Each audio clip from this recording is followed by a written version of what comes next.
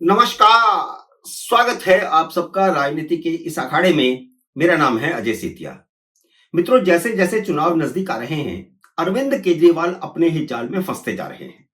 उनके सामने चुनाव लड़ रहे भारतीय जनता पार्टी के उम्मीदवार प्रवेश वर्मा ने केजरीवाल और पंजाब के मुख्यमंत्री भगवंत सिंह मान पर 100 करोड़ रुपए का मानहानि का मुकदमा ठोक दिया है। इन दोनों ने प्रवेश वर्मा के बयान को ट्विस्ट करके पंजाबियों का अपमान बता दिया था। असल में प्रवेश वर्मा ने दिल्ली में घूम रही पंजाब के मंत्रियों और अफसरों की कारों पर सवाल उठाते हुए कहा था कि गणतंत्र दिवस के मौके पर सुरक्षा को खतरा पैदा हो सकता है, जो पंजाब की इतनी गाड़ियां यहां घूम रही है। प्रवेश वर्मा ने यह बयान दिल्ली पुलिस की ओर से पंजाब पुलिस को भेजी गई चिट्ठी के बाद दिया था, पर केजरीवाल और भगवंत मान ने इसे पंजाबियों का अपमान बता करके चुनावी दांव चल दिया और पंजाबियों की भूमिका, आजादी में भूमिका और या पता नहीं क्या क्या उसमें जोड़ दिया। और आपको याद होगा, इससे पहले संदीप दीक्षित भी चुनाव आयोग को शिकायत कर चुके हैं कि दिल्ली निर्वाचन क्षेत्र में पंजाब सरकार के धन बल का जमकर इस्तेमाल हो रहा है, जासूसी हो रही है पंजाब पुलिस के माध्यम से, और सादे वर्दी में पंजाब पुलिस के जवान यहां पर घूम रहे हैं। इस बीच केजरीवाल ने अपनी झूठ की फैक्ट्री में भी प्रोडक्शन तेज कर दिया है। केजरीवाल पर अब तक जितने भी मुकदमे हुए, उनमें ज्यादातर झूठ बोलने पर मानहानि के मुकदमे हैं। इनमें से ज्यादातर पर बाद में केजरीवाल ने माफी मांग ली थी। इसी का जिक्र करते हुए कांग्रेस के नेता अजय माकन ने कहा है कि केजरीवाल को थूक कर चाटने की आदत है। वह हर पार्टी के नेता पर आरोप लगाते हैं, फिर उसके घर जाकर उससे माफी मांग लेते हैं। जब कोई मुकदमा ठोकता है तो अदालत में माफी मांग लेते हैं। वे सभी राजनीतिक दलों के नेताओं पर झूठे आरोप लगा चुके हैं और सभी से माफी मांग चुके हैं। अजय माकन ने आज सार्वजनिक तौर पर दोहराया है कि वे केजरीवाल के देशद्रोही होने के मुद्दे पर जल्द ही प्रेस कॉन्फ्रेंस करेंगे।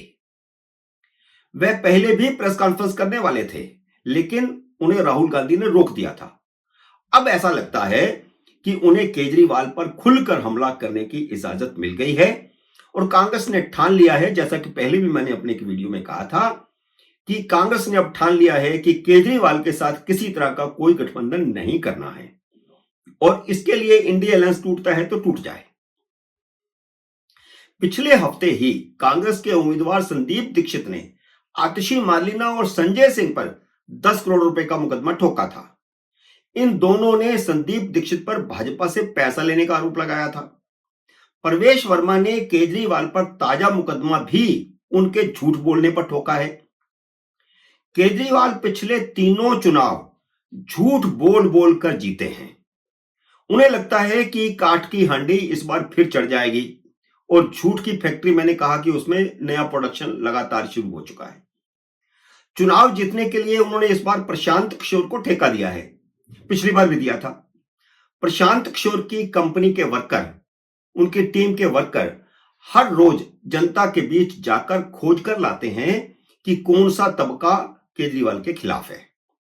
फिर अगले दिन केजरीवाल उन तबकों के लिए रेवड़ियों का ऐलान करते हैं।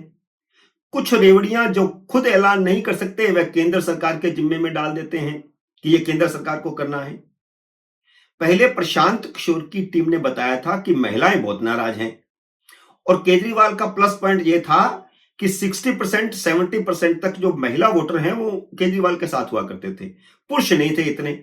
लेकिन अब यह निकल करके आया कि महिला उनसे नाराज है, तो केजरीवाल ने 2100 रुपए की रेवड़ी बांट दी।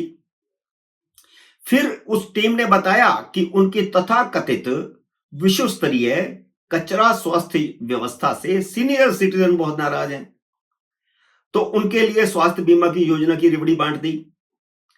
फिर इस टीम ने बताया कि यूथ बहुत नाराज हैं, तो विद्यार्थियों की फ्री बस सेवा की रेवड़ी बांटी और फ्री मेट्रो के लिए नरेंद्र मोदी को चिट्ठी लिख दी, तो मोदी की पाले में डाल दी गेंद। अब फीडबैक आया है कि मिडिल क्लास बहुत नाराज है। आपने मिडिल क्लास के लिए कुछ नहीं किया। बिजली का लाभ हुआ तो बहुत गरीबों को, झुग्गी झोपड़ी वालों को हुआ। पानी का हुआ तो उनको हुआ। और सड़कें आपने बनाई नहीं, जिससे मिडिल क्लास बहुत ज्यादा नाराज है। मार्केट में बहुत बुरी हालत है, न बिजली, न पानी, न सड़क, सब चीजें वैसी की वैसी ही हैं। तो अब वो मिडिल क्लास के लिए 7 रेवड़ियां ले आए, लेकिन इन 7 रेवड़ियों की जिम्मेदारी नरेंद्र मोदी पर डालकर उन्हें चिट्ठी लिख दी। अरे भाई, तुम केंद्र सरकार से अपनी मांगों को अपना घोषणा पत्र बता रहे हो। ये सारी जो 7 योजनाएं लेकर आए, वो केंद्र सरकार के पाले में डाली हैं कि केंद्र सरकार ऐसा करे, केंद्र सरकार ऐसा करे, केंद्र सरकार ऐसा करे, और इसको अपना यूथ घोषणा पत्र बता रहे हैं। दिल्ली की जनता क्या इतनी मूर्ख है कि यह भी नहीं समझती? केजरीवाल हर रोज केंद्र सरकार को चिट्ठी लिखकर जनता को घेरने की, भाजपा को घेरने की और जनता को मूर्ख बनाने की कोशिश कर रहे हैं, लेकिन अपने सी बुने जाल में फंसते जा रहे हैं। इस बीच कैग की एक और रिपोर्ट लीक हो गई है। इसलिए मैंने कहा कि जैसे जैसे चुनाव नजदीक आ रहे हैं, केजरीवाल फंसते जा रहे हैं। और जो कैग की नई रिपोर्ट लीक हुई है, वह केजरीवाल के झूठे दावों और भ्रष्टाचार की पोल खोलती है। पहले शराब घोटाले की कैग रिपोर्ट लीक हुई थी, जिसमें 2026 करोड़ रुपए के घोटाले का खुलासा था। अब स्वास्थ्य संबंधी मामलों की कैग रिपोर्ट भी लीक हो गई है। यह रिपोर्ट कहती है कि 3 अस्पतालों पर टेंडर से 382 करोड़ रुपए का ज्यादा खर्च हुआ है, टेंडर से। अब ये तीनों अस्पताल वो हैं जो शीला दीक्षित के समय बनने शुरू हुए थे और अभी तक बने नहीं हैं। अभी कंप्लीशन हुआ है उसका, चालू नहीं हुए हैं तीनों अस्पताल। 10 साल में एक अस्पताल उन्होंने नया नहीं बनाया है। टेंडर से ज्यादा खर्च होना सीधा साधा भ्रष्टाचार है। केजरीवाल इसीलिए कैग की 14 रिपोर्टें दबा करके बैठे हैं, क्योंकि उन सब में केजरीवाल के भ्रष्टाचार का खुलासा है। केजरीवाल ने भ्रष्टाचार नहीं किया होता तो वह सदन में रिपोर्ट रखते और अपनी सफाई देते और कैग रिपोर्ट को चुनौती देते। चोर की दाढ़ी में तिनका है, इसीलिए उन्होंने सदन में कोई रिपोर्ट नहीं रखी। कैग रिपोर्ट में खुलासा किया गया है कि कोविड के समय केंद्र सरकार ने 653 करोड़ की ग्रांट दी थी, लेकिन इसमें से आधी से ज्यादा 360 करोड़ रुपया केजरीवाल सरकार खर्च ही नहीं कर सकी, जिसे बाद में केंद्र सरकार को लौटा दिया गया। कैग की इस रिपोर्ट से साबित हो गया है कि जब दिल्ली के लोग ऑक्सीजन की कमी के लिए भटक रहे थे, अस्पतालों में बेड खाली नहीं थे, लोग सड़कों पर मर रहे थे, दिल्ली छोड़ छोड़कर भाग रहे थे, तब केजरीवाल अपना शीश महल बनवा रहे थे और उनकी पार्टी के लोग पूर्वांचलियों को वापस यूपी बिहार भेजने में लगे हुए थे। मोदी सरकार ने पैसा दिया, वह भी खर्च नहीं कर पाए और आखिरकार केंद्रीय गृह मंत्री अमित शाह को दिल्ली की कमान अपने हाथ में लेनी पड़ी थी, क्योंकि दिल्ली सरकार बिल्कुल पंगु हो चुकी थी। अपने आप को ज्यादा अनुभवी, ज्यादा पढ़े लिखे बताने वाले बिल्कुल नाकारा होकर के बैठ गए थे।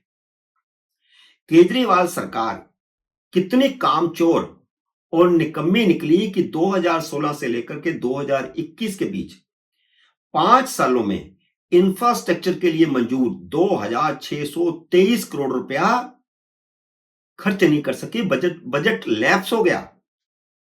ये सारा कुछ कैग रिपोर्टों में है, इसीलिए डरे हुए केजरीवाल कैग रिपोर्ट को ही सदन में नहीं रख रहे। केजरीवाल दिल्ली में विश्व स्तरीय स्वास्थ्य सेवा का दावा करते हैं, लेकिन दिल्ली के 27 अस्पतालों में से 50 से लेकर के 74% तक डॉक्टर नहीं है, 73 से 96% तक नर्सिंग स्टाफ नहीं है। केजरीवाल ने वादा किया था कि वह दिल्ली के अस्पतालों में 32,000 नए बेड जोड़ेंगे, लेकिन पिछले 10 सालों में 1,235 बेड जोड़े गए हैं। 32,000 और कहां 1,235, और दावा विश्व स्तरीय स्वास्थ्य सेवाओं का। इसके अलावा केजरीवाल के वर्ल्ड क्लास 16 अस्पतालों में कोई एक भी मशीन काम नहीं कर रही। दिल्ली सरकार के 27 अस्पताल हैं, उनमें से 16 अस्पतालों में कोई भी मशीन काम नहीं कर रही। ये हाल है। मित्रों, उम्मीद है मेरा ये वीडियो आपको पसंद आया होगा। इसे लाइक और शेयर कीजिए। अगर आपने मेरे यूट्यूब चैनल को अब तक सब्सक्राइब नहीं किया तो कृपया सब्सक्राइब करके अपना आशीर्वाद दीजिए। जल्दी मिलते हैं अगले वीडियो में किसी अन्य विषय के साथ। तब तक नमस्कार।